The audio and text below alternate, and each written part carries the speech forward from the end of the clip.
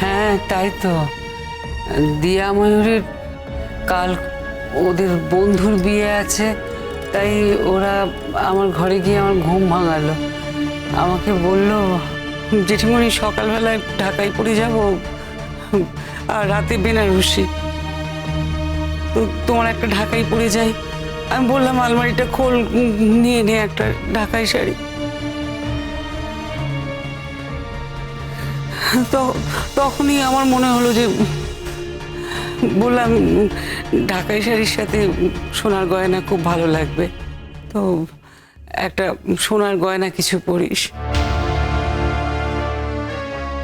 ওরা বললো, জেঠিমণি সব তো লকারে আছে, বাড়িতে তো কিছুই নেই সেরকম।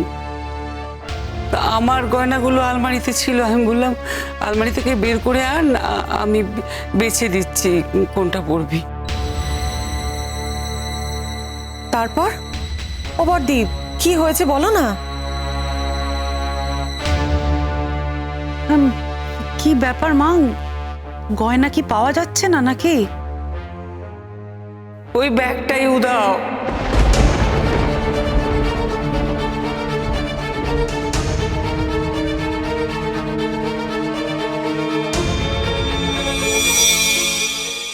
কি বলছো তুমি?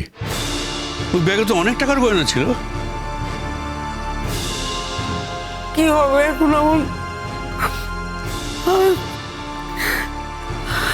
এরপরে তুমি বলছো আমি ওখানে শুয়ে থাকবো, আমি না দাঁড়িয়ে পারি? বলো তো, আমার এত বড় গয়নার ব্যাগ কোথায়?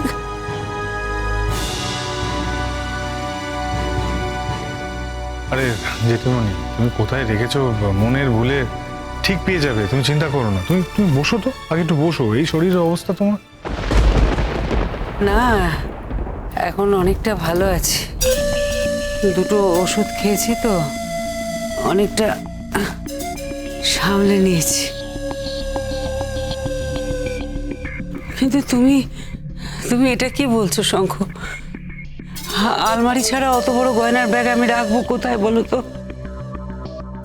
আলমারিতেই তো ছিল, আলমারিতেই থাকার কথা। তন্ন তন্ন করে আলমারি খোঁজা হয়েছে, কোথাও পাওয়া যায়নি। আরে তোমার জেঠুমনির বন্ধুর ছেলের বিয়েতে লকার থেকে গয়নাগুলো বার করে এনেছিলাম, তারপর দিচ্ছি দেবো করে দেওয়া হয়ে ওঠেনি। আমার এখন নিজেরই খুব খারাপ লাগছে। না মানে আমি কেন তখন জেঠিমণিকে ওই সমস্ত কথা বলতে গেলাম, আমার জন্যই জেঠিমণি এরম ভাবে শরীর খারাপ নিয়ে নিচে নামলো। বোকার মতো কথা বলিস না তো, তুই না বললে তো গয়নাগুলোর খোঁজে করা হতো না। তুমি কবে দেখেছিলে লাস্ট গয়নাগুলো? কাল রাতেই দেখেছিলাম। সে কি, কাল রাতে দেখেছো অথচ আজকে নেই? কই, এর মধ্যে তো বাড়ির লোক কেউ আসেনি। ও বড়দি, তোমার ঘর পরিষ্কার করতেও তো আজকে কেউ যায়নি। আমার ঘর পরিষ্কার করতে গেলেও তো বাইরের লোক কেউ যায়নি, যারা দীর্ঘদিন ধরে কাজ করেছে তারাই গেছে। হ্যাঁ, আলমারি চাবি আলমারিতে লাগানো ছিল, ইচ্ছে করলে কেউ নিতেই পারতো, কিন্তু এত বছর ধরে যারা কাজ করছে তারা এতদিন কিছু করেনি, আজই করবে? না না, আমি বিশ্বাসই করি না সেটা, না। আর তোমরাই তো বলছো কেউ ঢোকেনি, না? দেখো, বিশ্বাস অবিশ্বাসের কথাটা এখানে আসছে কোথা থেকে? ওরা তো কেউ তোমার ঘরে যায়নি, আমরাই তো ঘুরিয়ে ফিরিয়েছিলাম।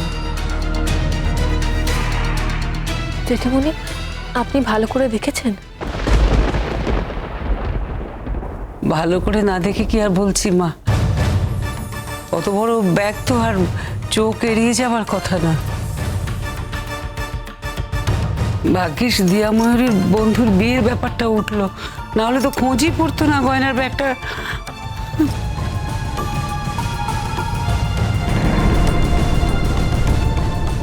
এ তো ভয়ঙ্কর কথা, অনেক টাকার গয়না। আমার অত গয়না, আমি চিরকাল গয়নাগাটি করতে ভালোবাসি, গয়নাগাটি। আচ্ছা কে নিয়ে যাবে বলো তো বাড়ি থেকে? অনেক টাকার গয়না আছে, অনেক টাকার গয়না।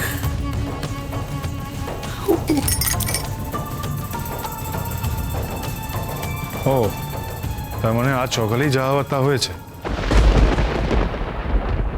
আচ্ছা, তোমার ঘরে আজকে কে কে গিয়েছিল বলো তো? বাড়ির লোক কেউ গিয়েছিল? না না শঙ্খ, বাইরের লোক তো কেউ যায়নি। আচ্ছা শ্রমণা, তুমি শিওর তো যে বাইরের লোক কেউ যায়নি?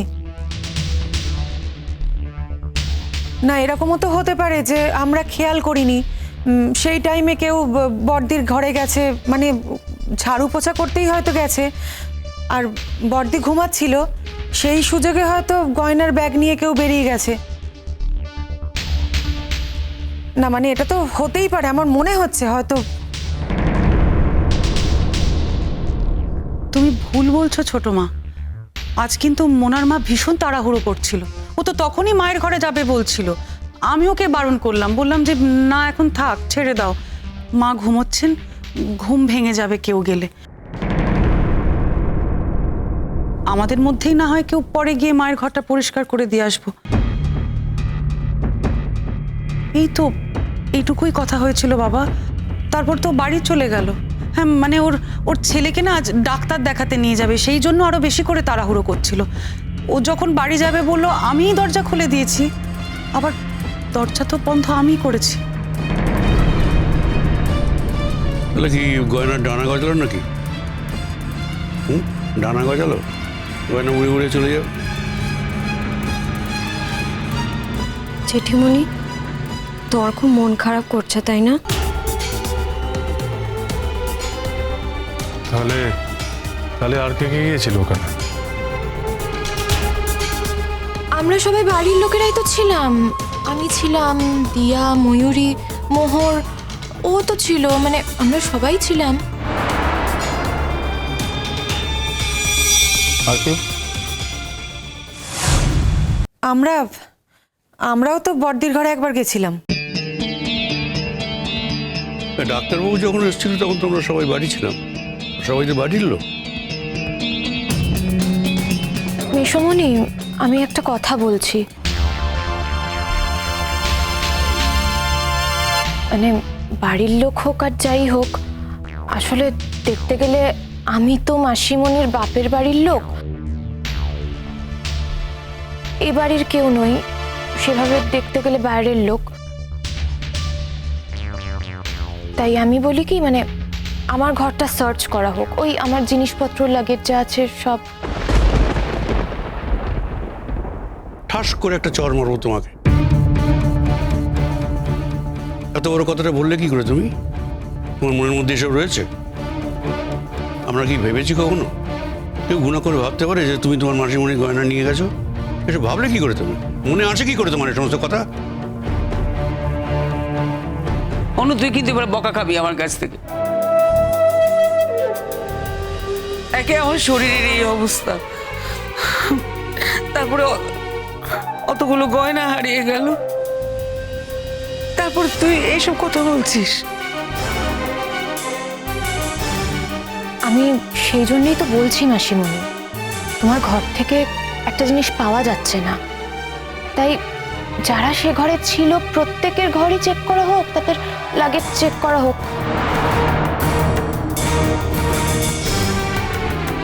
না হলে আর কি করবে বলো? তুমি বলো, পুলিশকে খবর দেবে? পুলিশ এসেও তো সেই একই কাজ করবে।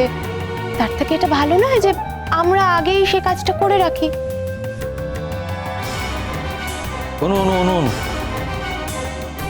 এই কথাই তুমি যদি বলো, তাহলে তুমি শুধু একা বাইরের লোক হতে যাবে কেন? বাড়িতে তো আরো অনেক বাইরের লোক আছে।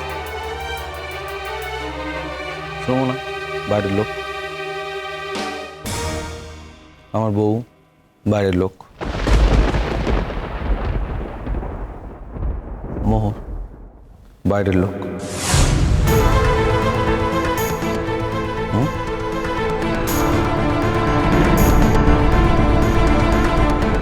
না না, আমারও কিন্তু কোনো আপত্তি নেই।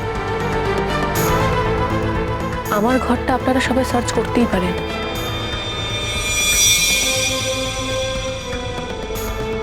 ও না বলছি, সবাই যদি সবার ঘরটা সার্চ করে তাহলে আমি বা বারণ করব কি করে? আমার ঘরটাও তো সার্চ করা উচিত। তাহলে কি আমরা এখন বাড়ির লোকদের সন্দেহ করতে শুরু করেছি গয়নার ব্যাপারে? না না, সন্দেহ নয়, কৌতূহল।